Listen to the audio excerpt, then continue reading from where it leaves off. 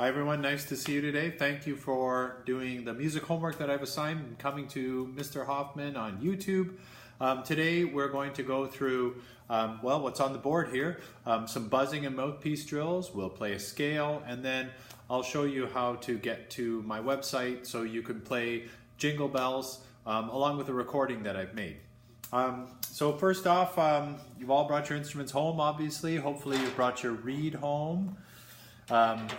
If you're ever unsure if the mouthpiece wasn't washed, they all have been washed. You've done it or another student has done it, but if you're ever not sure, you can always use warm water or hot water and dish soap to wash your mouthpiece. We don't want anyone catching a cold when they share an instrument. Okay, so we'll start with some buzzing and mouthpiece drills. Actually, let me take a step back. Before you start playing, it's nice if you can find a place in your home where you don't bother people when you're playing. Maybe if you're home alone or there's just a few people in the house, that's a good time. And maybe you can play in your room or in a basement or someplace where you're not going to disturb anyone, because these instruments, as you know, are quite loud. So let's do some buzzing mouthpiece exercises. First thing that I'll have brass players do is do some sirens. We do these in class. Great warm-up.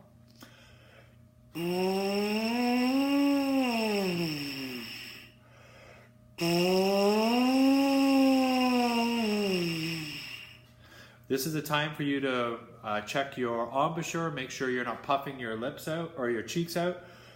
You don't have control that way. It's more like if you were to suck on a lemon, you'd find it quite sour. Or some people like the analogy of spitting a piece of rice. If you can picture you had a piece of rice in your mouth and you want it to get out, you go.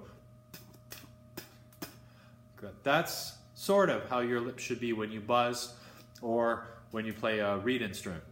More sirens.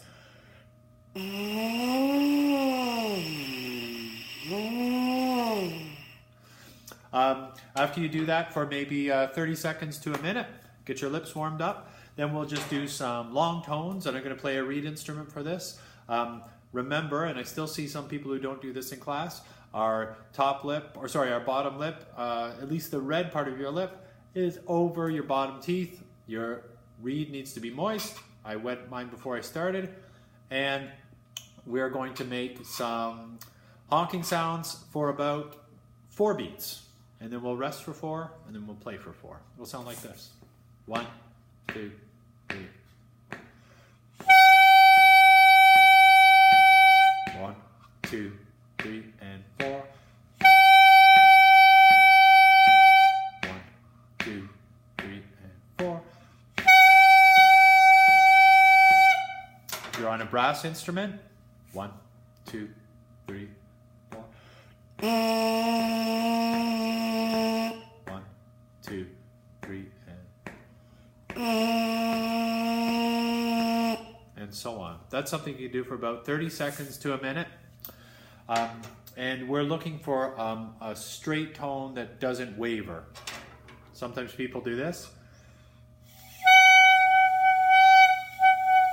Or this. But we want. That's our goal. If you can't do it, know that that's your goal. So once we do mouthpiece warm-ups, then it's great to play a scale. We should have these memorized or close to memorized. We did the 8-note scale for the first time this past week, and remember our 7th and 8th tone are 1 octave lower, so you're going to feel a drop, and it'll sound like this. I'm going to loosen my lips when we reach the 7th pitch.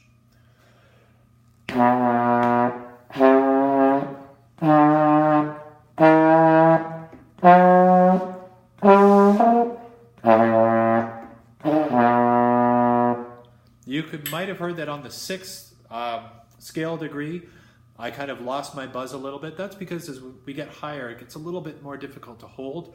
I haven't been practicing playing a lot, so my embouchure isn't as strong as some of yours, believe it or not. Some people can play all the way up the scale, and if you want to try this, you can, but don't strain yourself, all right? Sounds like this. You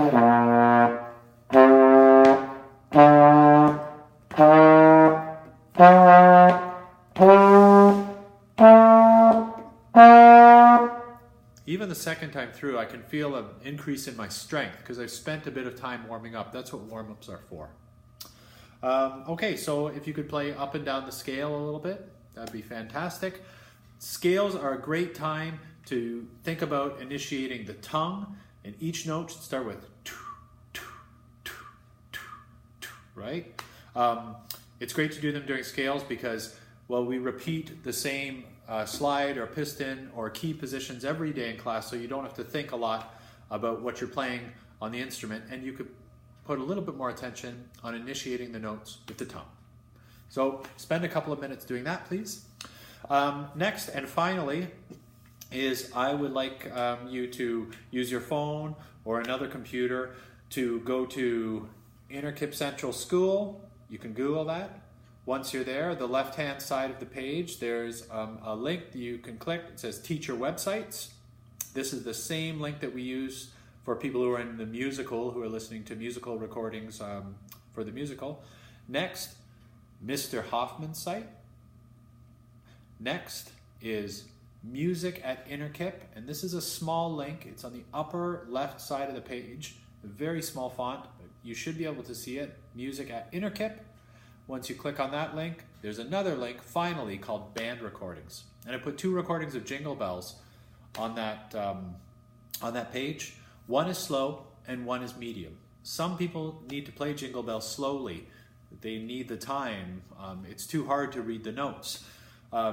So you can use that one. Other people find the slow one kind of tedious, and it's hard to keep the energy of rehearsing up. So I put one that's a medium pace.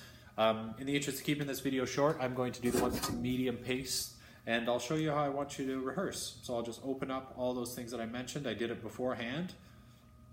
And then there's a metronome clicking and a piano part. Sometimes it's hard to rehearse wind instruments by yourself, because there's like, when we play in the band class, you can hear everyone playing around you. You kind of have more to hold on to. So playing with the recording when you're playing at home really helps you feel like you're playing with somebody else, you're part of a group, and it also helps you stay in tune. If you're listening to what's going on the recording and making sure your embouchure stays firm, you can try to match it. I have my copy of Jingle Bells here, and I hope all you do as well.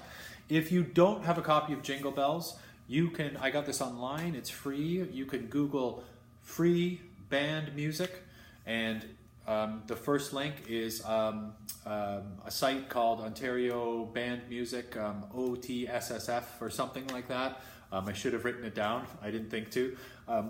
But you can search up free band music, and the website that has the music on it has this kooky looking guy on it. And it has a whole list of band music. If you hunt around the site, you should be able to find Jingle Bells, and then you just click on your part and it should come up online. But anyways, hopefully you've brought it home, and I'll show you how I'd like you to practice.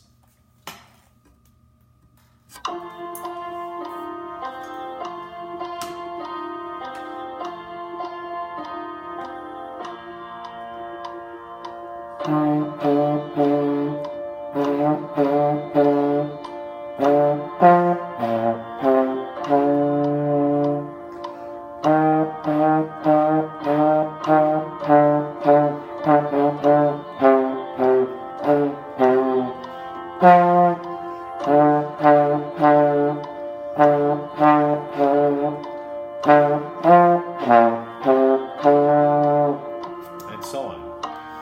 Having done that once, I realized that it's a little fast for me. I don't play trombone as much as I conduct, and if I were doing this to perform like you are, I would say to myself, you know, there's too much going on there. I'm going to do the slow one a few times, and you're going to find that the more you play, the stronger your embouchure you're going to have, and the better tone quality you're going to get out of your instrument. If you play Saturday and Sunday this weekend, when you come to class on Monday, I bet you will find a marked improvement on your playing ability. Anyways, thank you very much. I've reached almost the 10-minute mark. Thank you for persevering through. Please complete these steps that I've asked you to. Do it on 2 days if you can, and it only should take 15 to 20 minutes, and you'll be a better player.